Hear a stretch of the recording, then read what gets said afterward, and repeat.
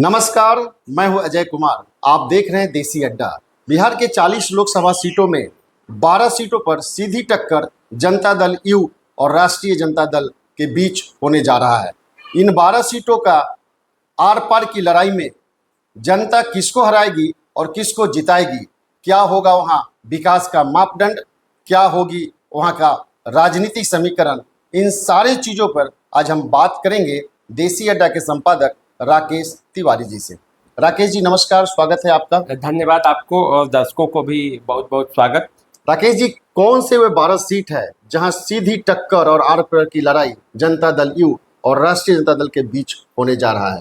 देखिए अजय जी, बिहार में 16 सीटें जनता दल यूनाइटेड को मिला है। इसमें से 12 सीटों पर सीधा मुकाबला उसका आरजेडी के साथ है। जी बिल्कुल। तो वे 12 सीट बड़े महत्वपूर्ण है, क्योंकि जब 40 में 40 जीतने की बात है तो 12 सीट तो एक बहुत बड़ा चंक है। और इस चंक में दोनों आरजेडी और जनता दल यूनाइटेड, जिसे लगभग एक ही विचारधारा की पार्टी माना जाता है, उनके बीच मुकाबला है। क्योंकि आरजेडी से ही, जनता दल से ही आरजेडी बाहर निकली हुई पार्टी हुई है। लालू यादव और नीतीश कुमार कभी साथ साथ थे, आज भी कभी साथ साथ हो जाते हैं और कभी अलग राहें भी पकड़ लेते हैं। तो आज जब मुकाबला होगा तो इन बातों को भी ध्यान में रखना होगा कि इन जगहों पे प्रत्याशियों को किस तरह से उतारा जा रहा है, किस तरह से एनडीए गठबंधन के प्रत्याशी और किस तरह से आरजेडी के प्रत्याशी उतर रहे हैं, उनका उस क्षेत्र में कितना पकड़ है।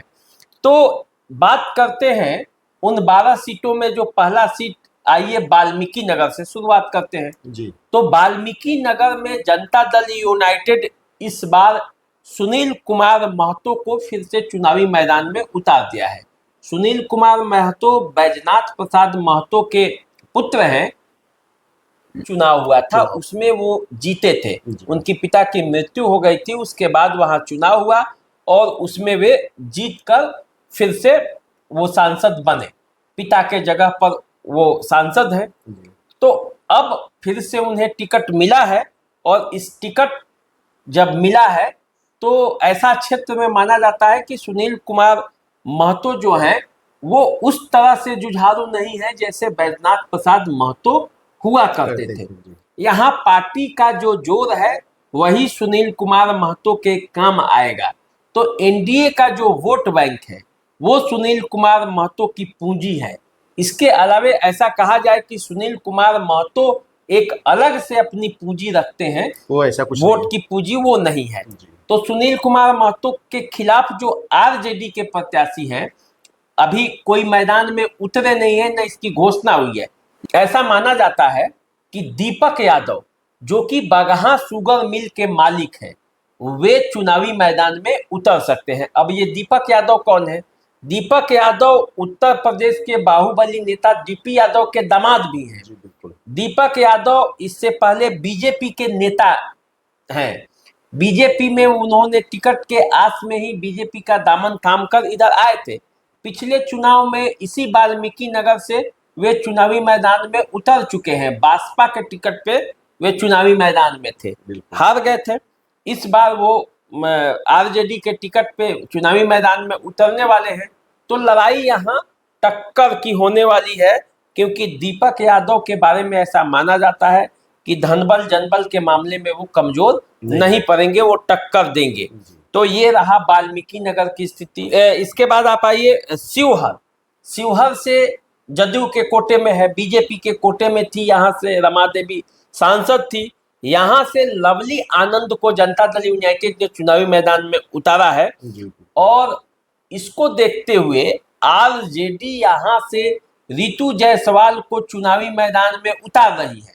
रितु जायसवाल एक महिला मुखिया के तौर पर उन्हें पूरा देश जानता है, क्योंकि वो महिला मुखिया बनी और राष्ट्रपति से उनको अवार्ड भी मिला। बहुत तेज तरार नेता हैं, माना जाता है कि राजद की शेरनी है। लोग कहते हैं आरजेडी वाले कि राजद की ये शेरनी है। तो विधानसभा के भी चुनाव लड़ी थी, बहुत कम मतों के अंतर से वो हार गई थी हालांकि, लेकिन रितु जायसवाल वहां चुनावी टक्कर देंगी। वैश्य मतदाता जो है वो थोड़ा सा खफा हो सकते हैं क्योंकि रमा देवी का टिकट काट लिया गया है। उधर सुनील कुमार पिंटू जो सीतामढ़ी में बगल के ही लोकसभा क्षेत्र में वो भी वैश्य थे, तो उनका भी टिकट काट के दोनों वैश्य का टिकट काट दिया गया है। ऐसे में रितु जायसवाल जब एक उसी समुदाय से वैश्य समुदाय से ही आती हैं तो उसी समुदाय के बीच की जब रितु जायसवाल आएंगी तो चुनावी मैदान में टक्कर देंगी। रितु जायसवाल के हस्बैंड जो है पति वो IAS अधिकारी रह चुके हैं, वे IAS की पढ़ाई करने वाले बच्चों की तैयारी भी कराते हैं। तो ऐसे में रितु जायसवाल ये मामला उठा रही है कि एक तरफ IAS की हत्या के आरोपी की पत्नी है और दूसरे तरफ IAS बनाने वाले की पत्नी है। अब देखिए आप जनता को तय करना है कि किसे चुनेंगे। तो माहौल पैदा करने में रितु जायसवाल कोई कमी नहीं रखेंगी। हालांकि आनंद मोहन का भी अपना राजनीतिक रसूख रहा है और आनंद मोहन को पूरा बिहार नहीं देश भी जानता है। तो ऐसी स्थिति में कैसी लड़ाई होगी ये आप समझ सकते हैं। अभी लड़ाई खुलेगी जब मैदान में दोनों योद्धा उतरेंगे, एक दूसरे के खिलाफ प्रचार करेंगे, तब यहाँ लड़ाई खुलेगी। इसके बाद आइए सीतामढ़ी। सीतामढ़ी से देवेश चंद्र ठाकुर को जदयू ने टिकट दिया है। RJD अभी इंतजार कर रही है, सुनील कुमार पिंटू भी हैं और भी RJD के पास प्रत्याशी है, उनको चुनावी मैदान में वो उतारेगी। सीतामढ़ी की लड़ाई काफी दिलचस्प होगी क्योंकि यहाँ यादव मतदाताओं की भी अच्छी खासी संख्या है। तो सीतामढ़ी बहुत दिलचस्प लड़ाई देने वाला है। इसके बाद आइए मुंगेर। मुंगेर से ललन सिंह, राजीव रंजन सिंह उर्फ ललन सिंह जो जदयू के राष्ट्रीय अध्यक्ष भी रहे हैं, वे चुनावी मैदान में हैं। तो ललन सिंह की मुकाबला में इस बार RJD वहां से अशोक महतो की पत्नी अनीता देवी को चुनावी मैदान में उतार रही है। तो ऐसी स्थिति में मुकाबला बड़ा दिलचस्प होगा क्योंकि अशोक महतो बाहुबली टॉन के रूप में लोग जानते हैं, नवादा के रहने वाले हैं। तो ऐसी स्थिति में वहां लड़ाई जो है वो कांटे की होने वाली है और वो लड़ाई कहां तक जाएगी ये आगे आपको देखने को मिलेगा। लेकिन मुंगेर में भी लड़ाई अब बन गई है। इसके अलावे आइए झंझारपुर। झंझारपुर से रामप्रीत मंडल जदयू के प्रत्याशी हैं और इनके खिलाफ झंझारपुर में गुलाब यादव पिछले बार प्रत्याशी थे RJD के। RJD अभी यहाँ किसको चुनावी मैदान में उतारेगी ये तय नहीं किया। ये तय होगा तब पता चलेगा कि झंझारपुर में राजनीतिक लड़ाई कितनी बड़ी है। अब आइए आप पूर्णिया। पूर्णिया से संतोष कुशवाहा जदयू के प्रत्याशी हैं। संतोष कुशवाहा 2 बार सांसद रह चुके हैं, अभी निवर्तमान सांसद हैं। 15 में वो अकेले अपने दम पे भी चुनाव जीते थे जब जदयू केवल अकेले लड़ रही थी। तो ऐसी स्थिति में संतोष कुशवाहा एक मजबूत कैंडिडेट है। बीमा भारती को RJD ने यहाँ से टिकट दिया है, लेकिन मेन समस्या यहाँ पे ये है कि कांग्रेस यहाँ से पप्पू यादव को टिकट देने वाली थी। पप्पू यादव अपनी पार्टी को इसमें विलय किए कांग्रेस में इसी शर्त पे कि उन्हें पूर्णिया से टिकट मिलेगा, लेकिन ऐन मौके पर लालू यादव के विरोध के वजह से कांग्रेस के खाते से ये सीट कट के RJD में चला गया और RJD ने बीमा भारती को वहां से चुनावी मैदान में उतार दिया है। अब लड़ाई यहाँ त्रिकोणीय होने वाली है क्योंकि पप्पू यादव भी पीछे हटने वाले नहीं है। तो जब पप्पू यादव पीछे नहीं हटेंगे तो पूर्णिया की लड़ाई दिलचस्प होगी। अब देखिए RJD के लोग पप्पू यादव को समर्थन करते हैं कि बीमा भारती को करते हैं कि संतोष कुशवाहा को करते हैं, क्योंकि वहां लड़ाई जो है वो पप्पू यादव वर्सेस लालू यादव की हो गई है। बीमा भारती एक मोहरा है। तो अब ऐसी स्थिति में लड़ाई किधर किस मोड़ पे जाएगी ये कहना अभी कठिन है। अभी थोड़ा मामला खुलने दीजिए तब पता चलेगा। अब आइए आप मधेपुरा में दिनेश चंद्र यादव जदयू के वो सांसद है, अभी वहां से प्रत्याशी हैं। दिनेश चंद्र यादव पिछले चुनाव में शरद यादव को पराजित किया था। इस चुनाव में उनके पुत्र शरद यादव के पुत्र की भी चर्चा हो रही है, शांतनु बुंदेला की, कि वो चुनावी मैदान में आ सकते हैं। इसके अलावे चंद्रशेखर यादव जो शिक्षा मंत्री बिहार के रहे हैं वो भी है वहां पे। उसके बाद दो और प्रत्याशी हैं आरजेडी के जो प्रयासरत है, क्योंकि ये मामला इसलिए फंसा हुआ है आरजेडी का, क्योंकि यहाँ से ऐसा माना जा रहा था कि पप्पू यादव को आरजेडी चाहती है कि वो चुनावी मैदान में आए और आरजेडी के टिकट पर लड़े, लेकिन पप्पू यादव माने नहीं इस बात को और इसीलिए मामला फंस गया। अब आइए बांका से गिरधारी यादव चुनावी मैदान में है और यहाँ से जयप्रकाश नारायण यादव जो है वो आरजेडी के कैंडिडेट हैं। यहाँ मुकाबला कठिन है क्योंकि जयप्रकाश नारायण यादव माने जाते हैं माहिर खिलाड़ी। हालांकि कई बार गिरधारी यादव ने उन्हें एनडीए के टिकट पे पराजित किया है, तो ऐसा माना जा सकता है कि लड़ाई बड़ी दिलचस्प होने वाली है। अब आइए आप गोपालगंज में डॉक्टर आलोक कुमार सुमन है, सुरक्षित क्षेत्र है। आलोक कुमार सुमन पिछले बार बड़ी आसानी से जीत गए थे, इस बार भी उनके सामने सुरेंद्र राम वही पिछले प्रत्याशी रहने वाले हैं। लड़ाई दिलचस्प होगी, लेकिन यहाँ पे गोपालगंज में चुनावी मैदान में doctor Alok Kumar Suman upper hand में है उनके। अब आइए आप सुपौल की बात करते हैं। सुपौल में जो है वो दिलेश्वर कामत हैं, चुनावी मैदान में उतरे हैं। चंद्रहास चौपाल आरजेडी के यहाँ से प्रत्याशी हो सकते हैं, तो यहाँ पे भी लड़ाई बड़ा दिलचस्प है। सुपौल यादवों का इलाका माना जाता है। सुपौल में विजेंद्र प्रसाद यादव के भी अपनी एक पकड़ है जो जदयू के हैं, तो ऐसी स्थिति में दिलेश्वर कामत और चंद्रहास चौपाल के बीच जो लड़ाई होगी वो बड़ी दिलचस्प होगी।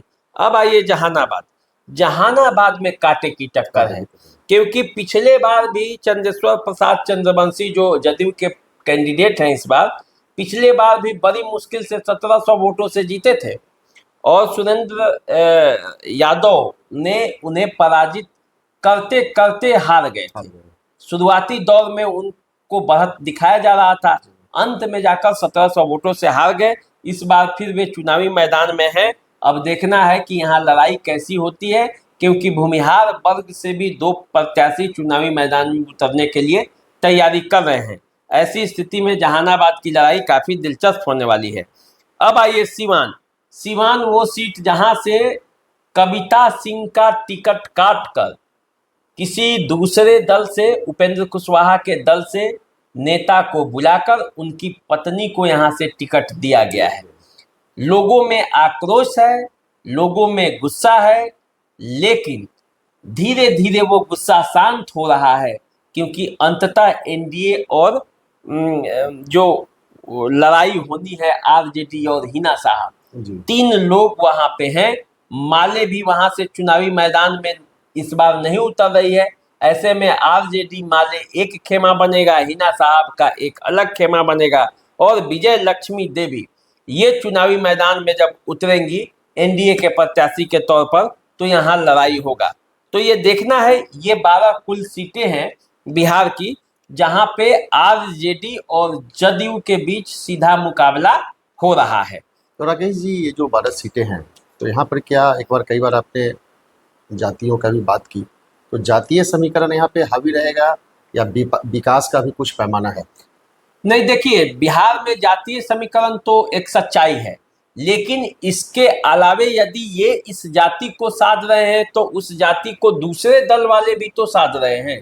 यदि आरजेडी कुशवाहा को टिकट दे रहा है तो कुशवाहा को सम्मान दिलाने वाले उपेंद्र कुशवाहा और सम्राट चौधरी तो बीजेपी के खेमे में हैं। तो ऐसी स्थिति में वोटों का बंटवारा तो तय है, एनडीए के जो समर्थक हैं वो एनडीए के खेमे में आएंगे, इसमें कोई दो राय नहीं है।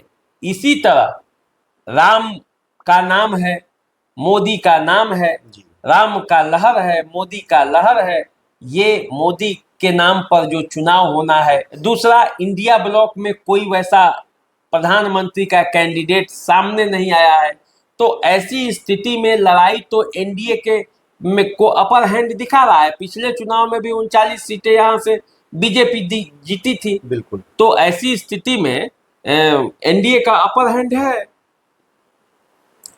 तो जहां एक तरफ आप देख रहे हैं एनडीए गठबंधन का 400 पार, वहीं बिहार के इन 12 सीटों में सीधी टक्कर राष्ट्रीय जनता दल और जदयू के बीच है।